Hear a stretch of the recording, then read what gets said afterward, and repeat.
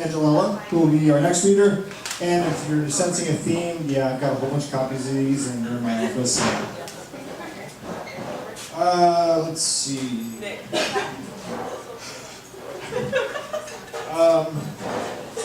Which hard-boiled writer, born in St. Mary's County, drew inspiration for his seminal work from the ring of carved birds that circled City Hall that he would look at when he worked as a court reporter downtown? Damn Eryk. Guess who? I didn't say it. Did you say it? Was it Jeff? One page. I do want to say Eryk's book, but one page. Yeah, have you guys ever heard that? He was a court, I think he was a court reporter, and he would take his lunch outside, and they were all on the old city halls. There were all these birds that were just carved on the outside, kind of like on the edifice, whatever, up on top, and that launched his idea for multi-stop. It was amazing.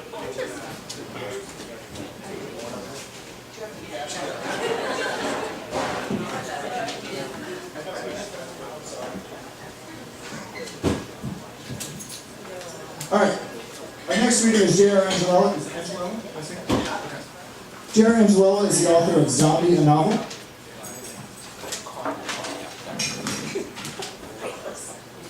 Published by Soho Press in 2012. His short fiction has appeared in numerous journals, including Hunger Mountain, Fifth Wednesday Journal, Southwestern, Plots with Guns, and the Coachella Review. He holds an MFA in creative writing and literature from the Bennington Writing Seminars at Bennington College. He taught creative writing at the Gotham Writers Workshop in New York, and currently teaches at the University of Maryland in College Park. He lives in Baltimore with his wife, the writer Kate Angelella, and is hard at work on his next novel about gladiators and organ harvesting. J.R. Angelella.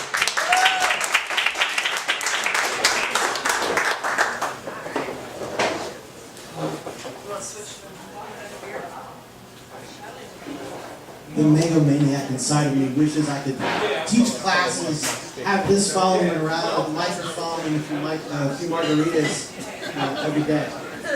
So this is a very cool event.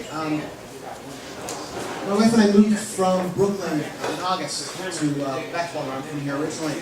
And the literary scene is a little bit different in New York, if anybody has had a chance to read. The word persnickety comes to mind, and it's much more uptight than it is here.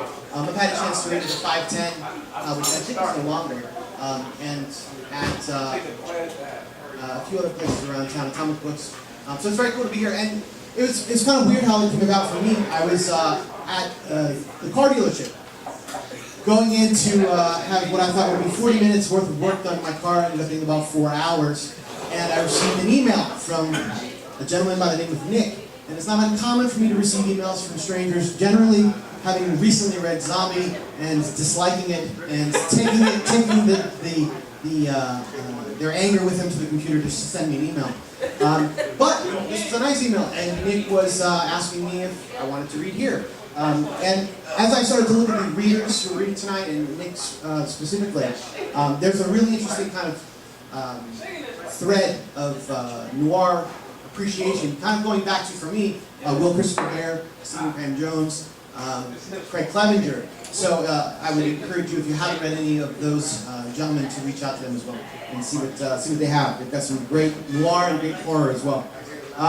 So I kind of set my retirement reading from Zombie, not for any particular reason other than I'm sort of bored with reading it. And so as I started to kind of connect with everybody else who's reading tonight in their social media, I was inspired, specifically by, I would say, Damien and Jessica, right? Okay? So if you're on social media, get on Twitter and follow these two ladies. They are prolific, and by prolific I mean there are individuals online who write about their writing process, and it's boring, and it's nauseating, and you can quickly follow them. But these two, in very different ways, are writing about their process, writing about what they've written about, writing about revising, writing about what they're reading, writing about thinking about writing. And so, not as a competition, but almost as a challenge, I had outlined a novel that I started working on. So I tried to bring some new material tonight. This is the beginning of a novel that I'm working on. I'm referring to it as the Gladiator novel for the time being. And by that, there's two storylines, not that you need a setup, but first storyline, which I won't be reading from, is the story of a gladiator who is fighting in a tournament to win back his freedom. So for those of you unfamiliar with the gladiator scene, think of it as the NCAA, except the March Madness tournament, except if you lose, you die. And so the goal is to win. The other storyline is a modern storyline. Gentleman who is just lost his job and is the opposite of the gladiator. He's very weak, he's very passive, and has to sort of find himself to save himself and his family and get out of the city. So, this is that. John Quintus woke from a nightmare on an empty F train barreling through Brooklyn. He used to dream about saving the world, a gladiator in the pit of the Coliseum, performing heroic deeds of strength and honor. But now his dreams festered with madness and monsters. Quintus had no idea how he happened to be on the train. He had been asleep in his bed next to his wife last he knew, and he was still dressed in his plaid pajamas with well-worn moccasins. He had no idea where he was going or what direction he was heading. His faculties failed him. His heart slowed. Eyes shuttered focus. Mind became mud. His arms and legs slowed like they were moving through shallow water. Everything looked hazy and strange. Nothing was real. And in this world, Quintus was alone.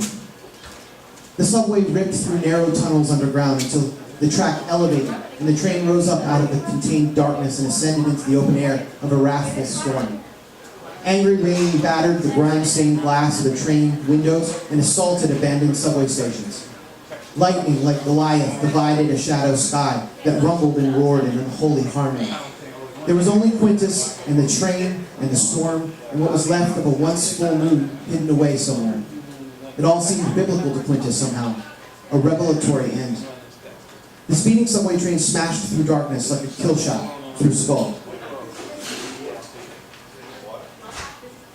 With each passing station, he grew more awake. A ferocious fear consumed his heart. He felt the world narrowing around him.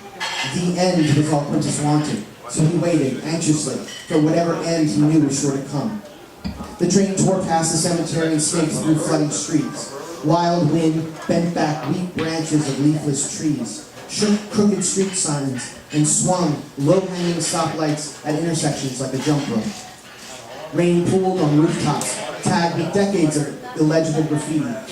All he was able to read was tagged in red. It said, "The end begins here." He watched as the neighborhoods drowned around him. The shadow of Coney Island approached fast in the horizon.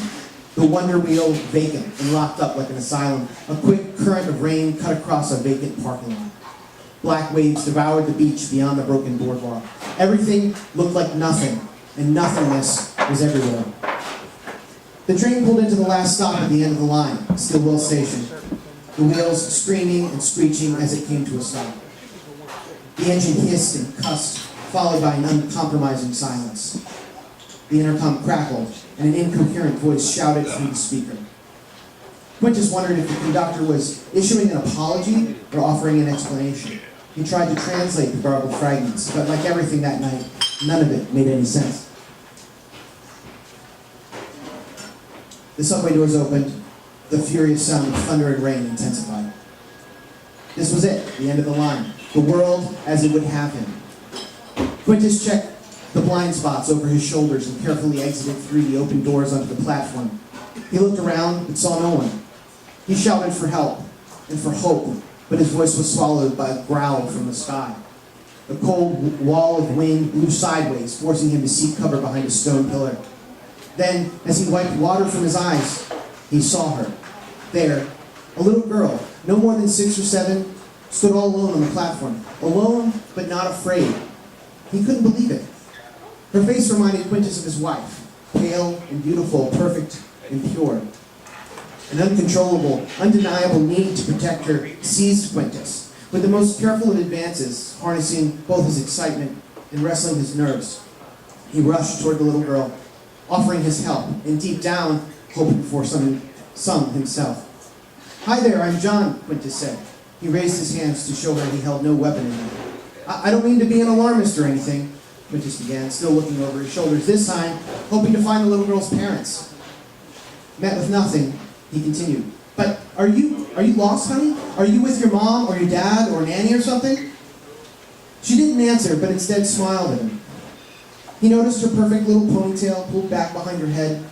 She wore ladybug rain boots and a bright pink raincoat zipped up tight around her, protecting her from the storm. She carried no backpack, no umbrella, nothing else. "Are you okay?" Quintus asked again. "You shouldn't be out here alone at this time of night in the weather like this. Hell, I shouldn't be either. Look at me, I'm wearing pajamas." They stood opposite one another, facing each other, figuring each other out, or at least that's what Quintus thought. He learned very early on that everyone in New York was a vampire, even the good souls, but that everyone was out for some kind of blood to feast on. For this reason, though it hurt him to know it, Quintus didn't even trust this tiny, pink raincoat-clad little girl. He looked around the platform again, this time in hopes of spotting a police officer, someone to help him figure out what to do. His hand searched his pockets for a cell phone, but he found nothing there as well. He guessed it to be long past midnight, but not quite early morning, as the storm showed little sign of relenting. "What am I supposed to do with you?" Quintus asked. "I don't have kids, not even an uncle. I don't know what to do with you, and we're alone, you and me. I can't help you, not all alone like this. I mean, this looks bad, right? You and me? I'm a stranger, you're a little girl. Probably innocent, but I don't know you. You could be bad. Shouldn't you be scared of me or something? Stranger danger, that's a thing, right? Stranger danger? Aren't you supposed to kick me in the shins and run away, or scream your little head off?" He let silence pass between them, hoping she would say something, but the little girl still said nothing. "Good, don't talk. Never talk to strangers. If your mother can't keep you from wandering out of the house, then I'm glad we crossed paths so I could teach you that." Quintus laughed, a combination of frustration and amusement, as he began to circle around the girl. She never moved, only kept a steady stare straight ahead. "This is so bad," Quintus said. "You know this is bad, right? I'm supposed to be home. I'm supposed to be at home with my wife, but I'm here. I'm way the hell out here in Coney Island. God, I live so far back that way." He looked out into the storm.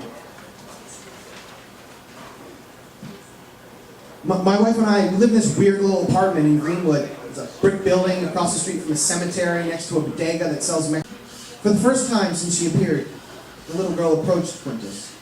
She remained silent, but placed her little hand on his back. He felt the air in his lungs squeeze and depress, then choke at his throat as she consoled him. Fear ripped at his gut. The weight of the world bore down on his back like a spear through raw meat. Quintus looked at his little consoler.